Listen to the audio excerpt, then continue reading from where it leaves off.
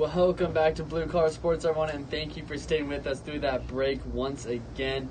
You are listening to Blue Collar Sports. This is our 110th show ever down here in the Pulse Radio studio at Boise State University. Again, we do apologize. We normally run every Tuesday, Thursday from 2 to 4 p.m., but unfortunately we were out of studio on Tuesday. But we are right back here, and we got another hour and a half with you guys here in studio. So it's going to be a great rest of the show. I am looking forward to it. Absolutely. It's already crazy. That's already our 110th show. We had the 100th, it seemed like yesterday, but we just keep upping the number. It's been fantastic. But the previous segment number 1 of our show, we talked about March Madness as a whole, the Sweet 16, Elite 8, and now we know our Final Four teams that are going down this weekend. Saturday and Monday are the 2 days that we have these games going on. It's going to be fantastic. It is in Minneapolis, Minnesota.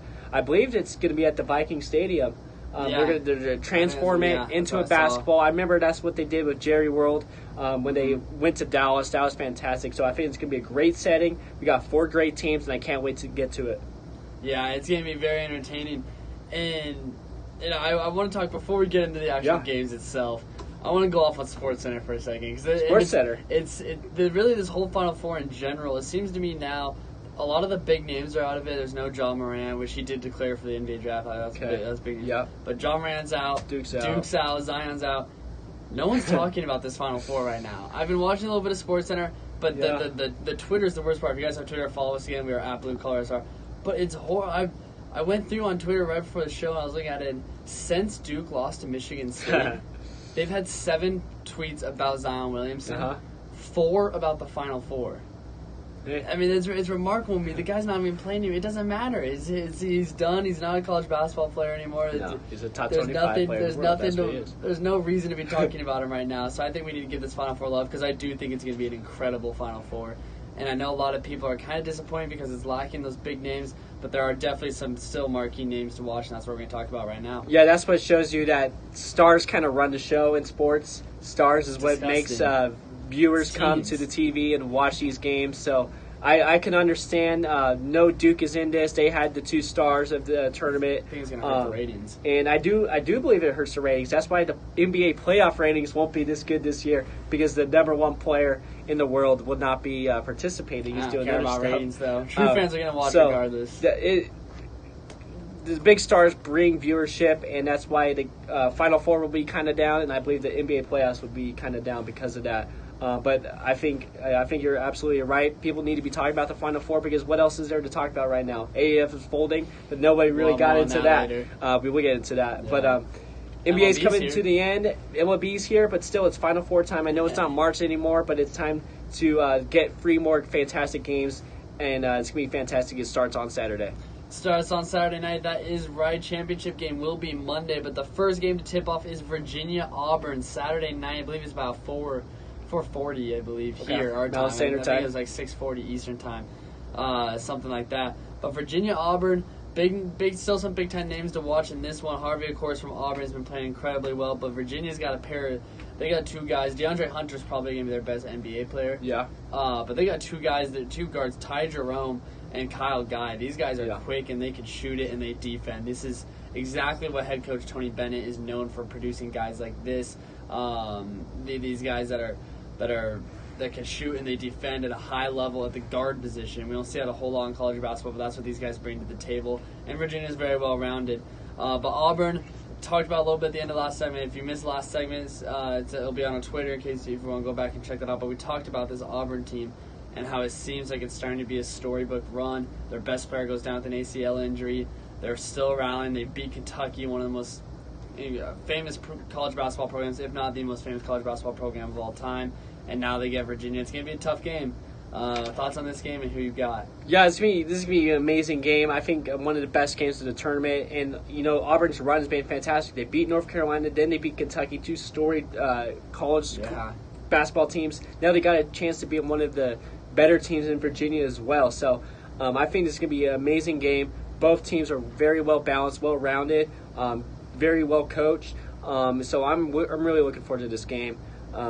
It could go either way here. Both teams, I think, got the best stories heading into this Final Four, I believe. And I think the winner of this game probably, for me, will win it all. Really? And so I'm going with Virginia to win this game here. I think they are very well balanced, just like Auburn, but I think they bring they've been here before. I know last year they were upset in the very first round, but they're experienced. They know what to do. They got some great players, and I think Virginia will win a very close game against Auburn and will go to the finals. But I think Auburn can do exactly the same thing they did to Kentucky and North Carolina, is upset these big teams because they're playing with passion, they're playing with intensity, and they have the same chance to do that to Virginia. But either way, I think this game will be extremely close, and either team has a chance to win this one. And their passion starts with head coach Bruce Pearl. That guy brings the energy. But like I said, what a run that he's had. I mean, he's beat Roy Williams, beat John Calipari. Now he's got a chance to go up against Tony Bennett's Virginia team with a chance to maybe play Tom Izzo. Yes. So he's playing some big-time coaches here. He's really proving himself. I remember him when he was at Tennessee. Yep. And he's always had a lot of passion. And it's interesting when you watch this Auburn run, too. They barely won. They should have lost their first-round game. They won that game against New Mexico State. Yeah. They should have lost that game. They won that game by 1. The guy passed open a layup at the end to kick it out to a guy for 3. He missed his free throws. He got fouled on 3. But regardless, it's been an incredible run. I do believe that it stops here. It has the chance, the making of a title run, but I do see it stopping here, and I see Virginia beating them comfortably. I actually like Virginia to win this one 10 to 15 points. I think they're going to shut them down defensively. Virginia, they don't score a whole lot, but they don't necessarily have to score a whole lot. But they could turn it on if Ty Jerome and Kyle Guy get going. So I do like Virginia to win this one pretty comfortably. Yeah, we talked about the Auburn, their passion and intensity to bring. It could get you super far, but at one point it can kind of be tiring and wear you down. And I do believe, just like you, this could be that moment that it stops. They gave it their all, though. It's not like they're going to stop giving it their all. That's where Auburn plays here. It's going to come to an end, though, I think, to Virginia. But they're going to leave it all out on the court. And I do believe it should be a pretty close game. But just like you, I think Virginia's got a little bit more experience, a little bit better players, and I think they can get the job done. The later game then is Texas Tech and Michigan State, a 3 seed and a 2 seed going up against each other here. Michigan State, of course, coming off their big-time win against Duke. Texas Tech, a huge win against Gonzaga, also beat Michigan. They've gone through all the powerhouses within that region and got through them all. But Texas Tech, I'm going to talk a lot about them. They're probably the best defensive team I've seen in a long time in March Madness. Okay. Virginia, I think, is up there too. Virginia's very good, but I would take Texas Tech's defense, how long and athletic they are. And I know this Zion's gone. RJ Barrett won't be playing. John Moran's gone. Those big-time names aren't there. Watch Jarrett Culver from Texas Tech. This guy has the making. I'm close to putting him as my third best prospect over RJ Barrett. Over RJ now. And RJ's kind of slipped a little bit for me. Yeah. We didn't talk about how that missed free throw at the end of the game against Michigan State. That didn't help. But that doesn't help his case. I still like RJ. I think RJ's going to be a great NBA player. But Jarrett Culver, for me, when I watch that, this guy looks like an NBA player. He could shoot. He's a better shooter than RJ. I think he's just as athletic as RJ. I don't think he creates as well as RJ yet. RJ could create a shot and get his shot at any opportunity.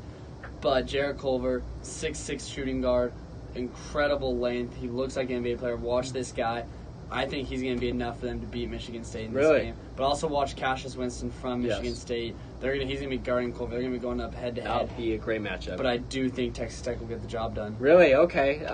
Texas Tech, to me, has been absolutely probably the most impressive team the whole tournament so far. They kind of always, we knew they were a great team, but how good could they be? They haven't been here before. They and don't have that experience. This is absolutely their first Final Four of all time. Yeah, so same with Auburn. It's great to see two teams in the Final Four that have never been here against two storied teams. Texas Tech is going up against Michigan State, who really impressed me against their win against Duke.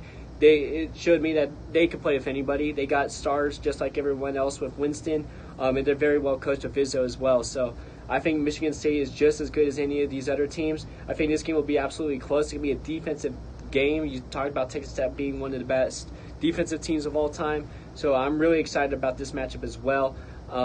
It's going to be close, but I'm leaning towards Michigan State in this one because of the experience. They've been here, but Texas Tech, they could have every chance at this game as well.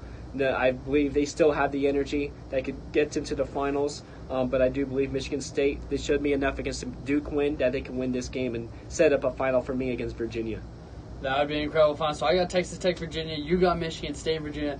Heading to the championship game will be Monday night. Again, these two Final Four games are going to be Saturday night. championship game will be Monday night, so we'll see you the next afternoon Tuesday. after. Now I should definitely break that down for you. Yep. But we're going to give you that pick now. You got Virginia playing against Michigan State here. To, like I said, franchise. It was interesting, though. I didn't realize this is the first Final Four Virginia's been to since 1984. Yeah, it's been a while. That's surprising. Absolutely. That's like the Ralph Sampson era. Pretty remarkable. Michigan State, we know everyone knows they've had their run-ins. Yes. Who you got here, Michigan State, Virginia? Yeah, I just want the best game possible here. I think either of these teams can get to the finals and create a great matchup for March Madness. But I'm going to Virginia to win this March Madness this year. I think it will be one of the best comebacks of all time because last year we all know about their game, of course. They lost to a number 16 seed. Then come back the following year with pretty much the same group of players. A lot of guys went down on that game, but they came back for this year.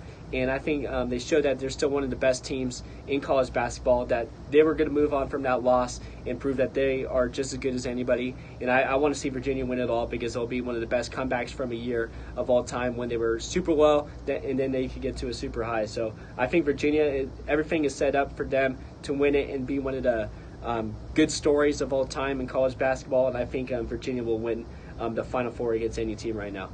So you got Virginia winning it. You had them in your Final Four.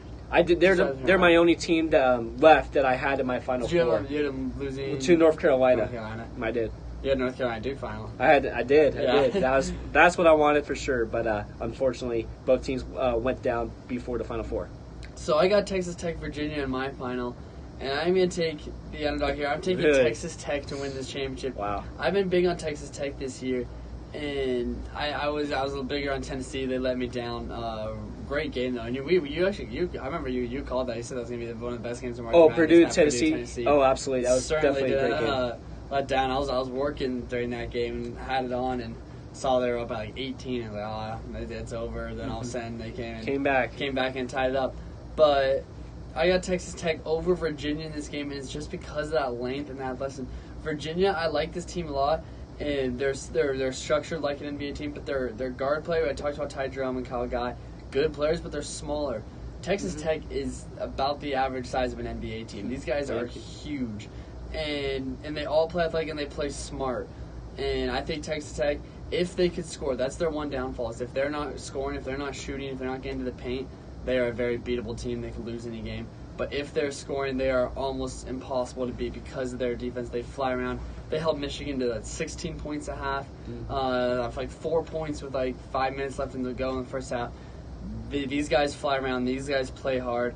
I think they're going to come in at a ton of energy. They're going to beat Michigan State, and I think they're going to escape Virginia. Wow. All in all, I want it to be a good game.